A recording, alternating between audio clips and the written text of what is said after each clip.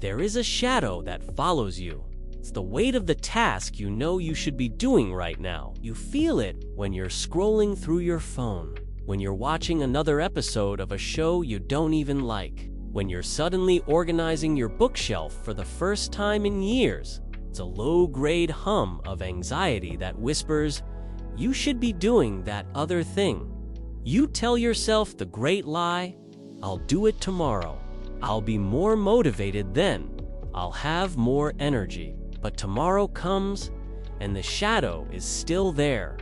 Only now, it's darker, heavier. The anxiety has grown into guilt. The guilt curdles into shame, and you are left in a frantic, last-minute rush, producing work that is a pale imitation of what you were truly capable of, promising yourself you will never, ever let this happen again until you do. You've tried the planners, the apps, the time management techniques, but you're still trapped in the cycle. Why? Because you have been fighting the wrong enemy. Procrastination is not a disease of laziness. It is not a character flaw. It is not a time management problem. You have been trying to treat a deep wound with a bandage. Today, that ends. You are about to learn a single, powerful mental shift that reframes the entire battle.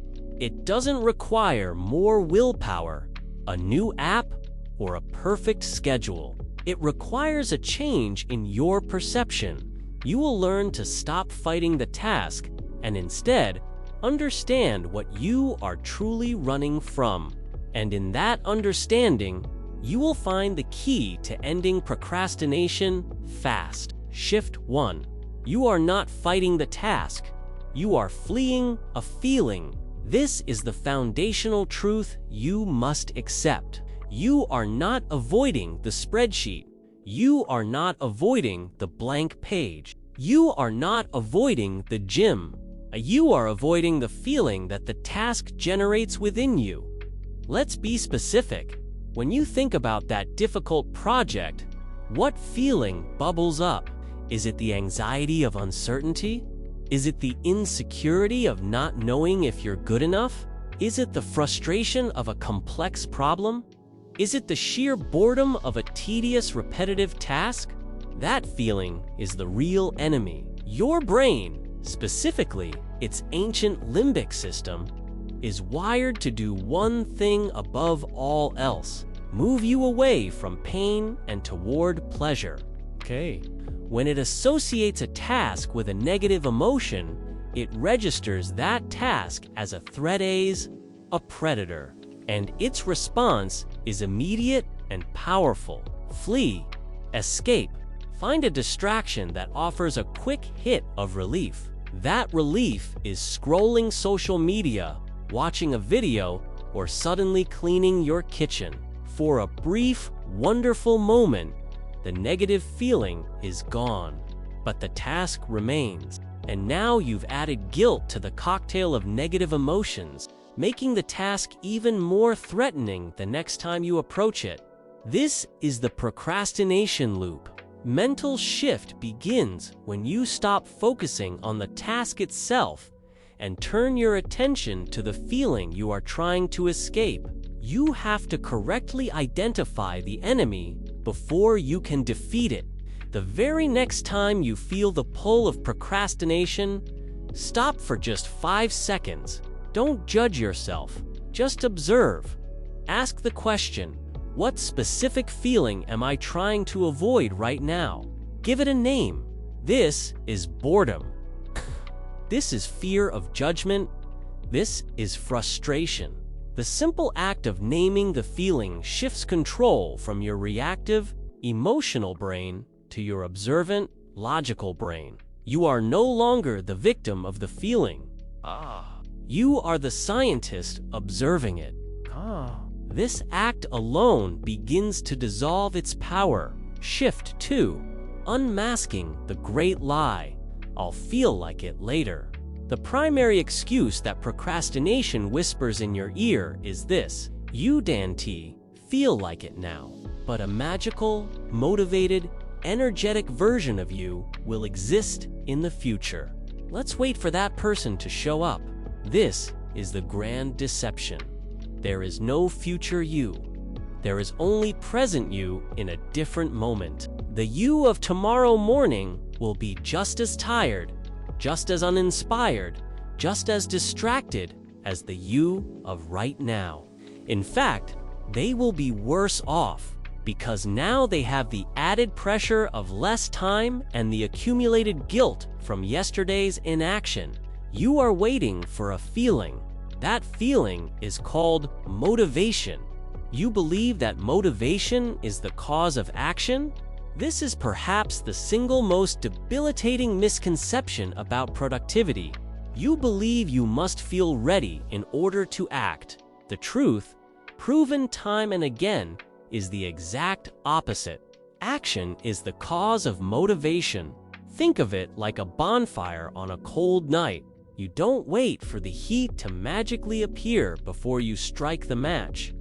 You must do the work first. You must gather the kindling, arrange the logs, and strike the match. The act of creating the small initial flame is what leads to the roaring, warming fire. The fire doesn't start itself. Action is the friction that creates the spark of motivation. The moment you begin, no matter how small the action, your brain's chemistry starts to change. You get a small sense of accomplishment, build a tiny bit of momentum. The task goes from a terrifying, abstract monster to a concrete, manageable thing. The motivation you were waiting for doesn't show up to get you started. It shows up as a reward for having started. Stop waiting for a magical feeling. It is a ghost. It will never arrive. Find a task you're avoiding. Now, find the smallest possible physical action related to it. If it's writing, your action is to open the document and type one sentence. If it's exercise, your action is to put on your running shoes. Do not focus on the whole task. Focus only on generating that first spark. Your goal is not to feel motivated. Your goal is to prove to yourself that you can act without motivation. Shift 3, the core shift, the price of admission. Here it is. This is the mental shift that will change everything. That negative feeling you are avoiding, the boredom, the anxiety, the frustration, is not a stop sign. It is not a warning that you should turn back. It is the price of admission. That's it. That is the entire shift. Everything worthwhile in life has a cost, an entry fee. To get a fit and healthy body, the price of admission is the discomfort of sore muscles and the effort of exercise. To build a successful business, the price of admission is the anxiety of uncertainty and the stress of long hours. To learn a new language, the price of admission is the frustration of not understanding and the embarrassment of making mistakes. For years, you have been standing in front of the venue where your goals and dreams are being realized, but you have refused to pay the price of admission. You have been looking for a secret entrance, a free ticket, a way to get the reward without experiencing the discomfort. And so you have remained outside, listening to the muffled sounds of your own potential, wondering why you can't get in. The negative feeling is the ticket. The discomfort is the currency required for growth. When you reframe it this way, the entire dynamic changes. The feeling is no longer a monster to be fled from. It is a toll to be paid. It is a transaction. You are not a victim of the feeling. You are a customer consciously choosing to purchase a desired outcome. You say to yourself, "I want the prize of a completed report."